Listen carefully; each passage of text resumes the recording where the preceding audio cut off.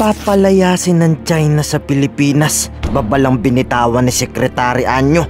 Binalaan tuloy ng China ang Pilipinas. Base sa balitang kumakalat, mismong si Pangulong Bongbong Marcos ang nagulat sa mga Chinese diplomat matapos sabihing hayaan daw silang gawin ng kanilang trabaho. Wag daw anyang pinipigilan ng Pilipinas. Ayon kay Li Jinjiang ng Chinese Foreign Ministry, wag daw tayong masyadong pikon. Wag niyong hinahamon ng Chinese Embassy. Aminin daw sanang totoong may kasunduan sa Chinese Embassy. Pinahihinto ng China Pilipinas sa pagiging anilay provocative o mapanghamon. Sagot yan ng China sa pahayag ni National Security Advisor Eduardo Anyo Jr. na pagpapanagot sa Chinese Embassy bunsod ng paglalabas ng mga kaduda-dudang transcript ng umano'y phone recordings. Hayaan daw sana ng Pilipinas ang mga opisyal ng Chinese Embassy na gampanan ang kanilang trabaho.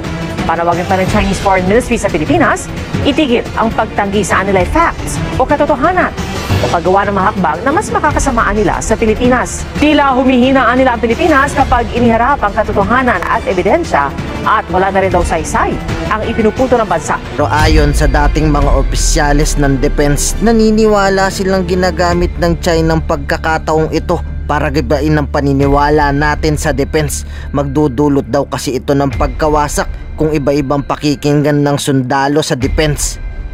Ginamit yung wiretapping at in-expose para mag-gain ng propaganda victory laban sa atin.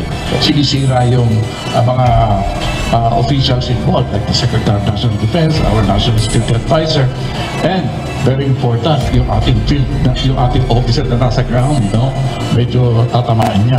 Dinidivide niya yung ating mga military, no? Na meron kayong isang opisyal na nakikipag-usap sa amin. Pero alam niya na hindi ano yun binding. Hindi wala sa power ng general i-commit yung gano'n. The general is the implementer of policy. The foreign policy is determined by SFA and kanya. Siguro bago tayo magkomento doon sa content, i-establish muna natin yung integrity at authenticity noong usapan yon. Samantala, patuloy naman ng Senado sa pag-iimbestiga dito sa katauhan ni Mayor Guo matapos mabistong meron siyang koneksyon sa operasyon ng pogong na ni-raid di umano sa Tarlac. Base sa ginawang pag-iimbestiga, walang record kung saan pinanganak na ospital si Guo. Wala ding record kung saan siya nag-aral. Pero isa lang daw ang totoong Chinese ang mayor ng Tarlac. And then itong mga tinitignan ko itong mga incorporators, 3 out of the 5 are Chinese. Opo. Marunong ba sila mag-Tagalog? Konti po. Marunong ka mag-Chinese? Konti din po. May impormasyon na fluent daw kayo sa Mandarin. Hindi lang konting marunong. Tama po ba? Marunong po ako sa Mandarin po, Your Honor. Saan po kayo natuto? Natuto ko po sa tatay ko po.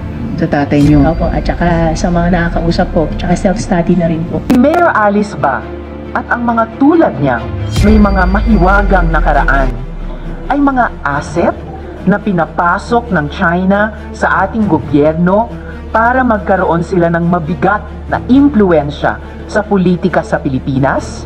She lied. There were several questions where she lied. Yung pinaka-stark and shocking example ay yung dininay niya na may connection siya sa Hongsheng. Nandun na nga sa mga dokumento ng municipal government na siya ngayon ang pinuno. Kung nagsinungaling siya sa isang napaka-obvious na bagay, wow! Ang alam ko po sa tatay ko po ay half Chinese, half Filipino po. Bakit po na-delay yung pag-register ng birth nyo? Your Honor, i-check ko po. Tapos, balikan ko po kayo. Bakit at 17 pa lamang ni-register yung birth ninyo? At saan pala po kayo ipinanganak? Sa ospital ba? Sa bahay ba? Sa lying-in clinic ba? Your Honor, ang sinabi po sa akin, sa bahay po. Sa bahay? Saan po yung bahay ninyo nung ipinanganak kayo? Hindi ko na po.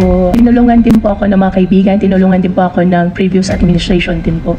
Matagal na po ba kayong may kaya mula sa panahon ng ama ninyo? Kung mapatunayan pa yung mga iniimbestiga ngayon ng iba't ibang intel agencies ng ating gobyerno, yung anggulong may surveillance at mayroong hacking activities dyan sa Pogo Hub sa Bamban, maitatanong, yan ba ay isang matagal nang ipinlano at inilatag na plano gamit ang di umanong kunwaring Filipino identity ni Mayor Alice para magkaroon ng isang foothold pati sa ating political at lumalabas national security sector. Ngayon, ikaw bilang Pilipino, ano ang masasabi mo at reaksyon sa balitang ito?